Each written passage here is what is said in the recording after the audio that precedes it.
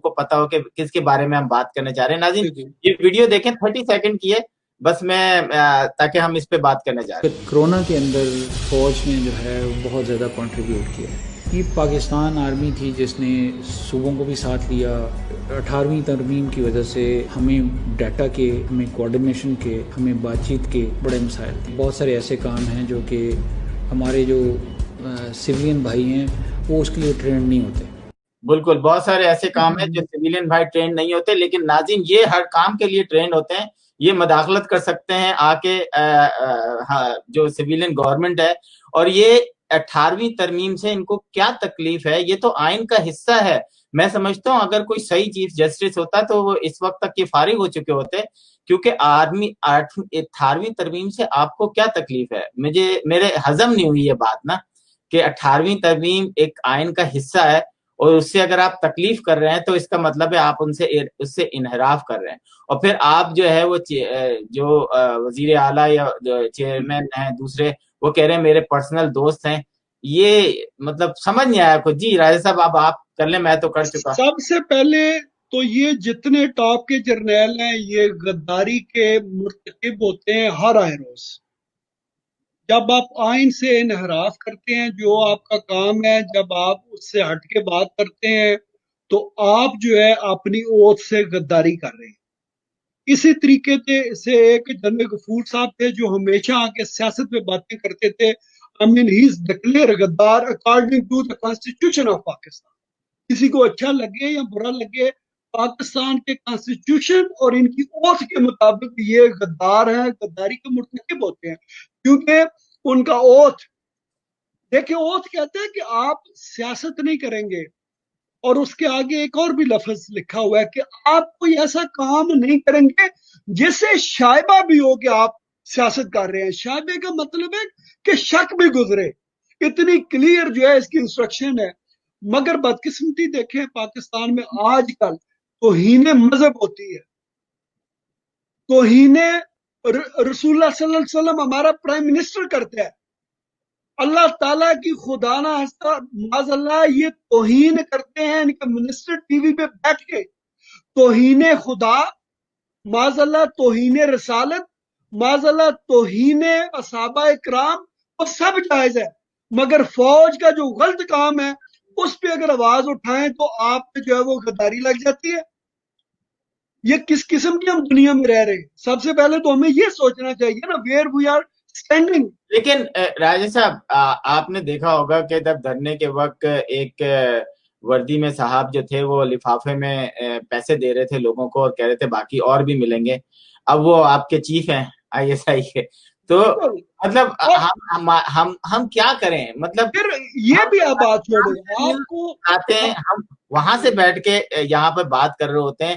وہاں پہ کچھ لوگ ایسے ہیں جو ایسی نیوز جو ہے وہ اب سوشل میڈیا جو اتنا کنٹرول ہو گیا ہے، لیکن اس کے بعد بھی دنیا میں آپ دیکھیں کہ سوشل میڈیا کو کنٹرول کرنے کی کوشش کی گئی لیکن نہیں ہوا. چائنا جو ہے ایک واحد، کیونکہ چائنا کے پاس اپنے بہت سارے سسٹم ہیں. ہم ابھی اس طرح کے لوگ نہیں ہیں کہ جی ہم یوٹیوب پہ پابندی لگا دیں، ہم اس پہ پابندی لگا دیں. انڈیا نے 57 ایپس پہ پابندی لگائی ہے انکلوڈنگ ٹک ٹاک. اور ٹک ٹاک آپ کو پتا ہے کہ ملینز آف ڈالر انڈیا کما رہا تھا پیسے جی ایک دوسرے سے. تو فیصلے لینے ہوتے ہیں تو پھر اس طرح لینے ہوتے ہیں. لیکن بالکل اس میں آپ کی جو ہے نا وہ بات بالکل ٹھیک ہے. پھر آپ نے دیکھے، آپ نے پیسے بانٹنے کی بات کی.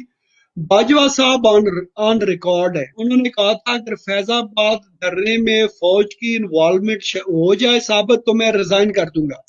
پھر جسٹس فائز عیسیٰ نے فیصلہ دیا کہ اس دھرنے کے پیچھے فوج تھی. باجوہ صاحب نے بجائے اس کے کہ وہ ریزائن کرتے انہوں نے زبردستی گن پوائنٹ پہ ایکسٹینڈ دے دی. یہ تو یہ تو ہماری بدقسمتی سے تاریخ ہے نا. پھر ابھی بات کورونا کی ہو رہی ہے اور ان جنرل صاحب کی آپ نے ویڈیو چلائی.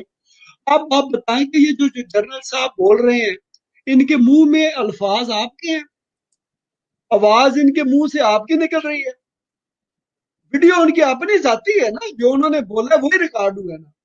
اگر یہی چیز اگر آپ نے کسی گروپ میں شیئر کی ہے تو بھئی اس میں آپ فوج کو کیا کہہ رہے ہیں؟ تو یہ جو چیزیں تو یہ چیزیں ہیں بدقسمتی سے، یہ ہمارے جو ہے نا لوگوں میں حقیقت کو فیس نہیں کرتے۔ اب انہی جنرل صاحب کو میں ایک اور واقعہ آپ کو بتاؤں، یہ جو چیز ہے یہ سپریم کورٹ کا واقعہ ہے۔ جب کرونا کے پاکستان میں انفیکٹڈ جو لوگ تھے ان کی تعداد تقریباً 30,000 تھی، جب 30,000 تھی تو سپریم کورٹ نے یہ جنرل افضل صاحب کو جو نیشنل ڈیزاسٹر مینجمنٹ کے ہیڈ ہیں ان کو بلایا ادھر کہ جنرل صاحب آپ کو جو 500 ارب ملا ہے کرونا کی امداد کی شکل میں، وہ آپ نے کس جگہ پہ جو ہے وہ خرچ کیا ہے؟ بالکل۔ تو جنرل صاحب نے بولا جی کہ ہم نے 25 لاکھ روپیہ ایک مریض پہ لگایا، ٹھیک ہے جی۔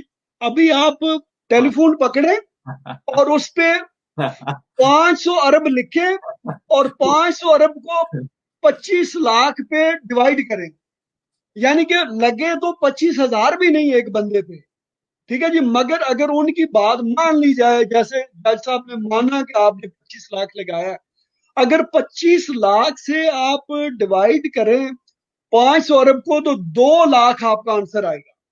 اس کا مطلب کہ اس وقت اگر آپ کی بات مان لی جائے کہ آپ نے 25 لاکھ لگایا ہے تو آپ کے پاس جو مریض ہیں ان کی تعداد 2 لاکھ ہونی چاہیے، جبکہ اس وقت پاکستان میں انفیکٹڈ لوگوں کی تعداد، میں مریضوں کی نہیں بات کر رہا، انفیکٹڈ لوگوں کی تعداد جو ہے وہ 30,000 کے قریب تھی، اور جو مریض جو اسپتالوں میں تھے وہ بڑی مشکل سے 10-12 ہزار تھے۔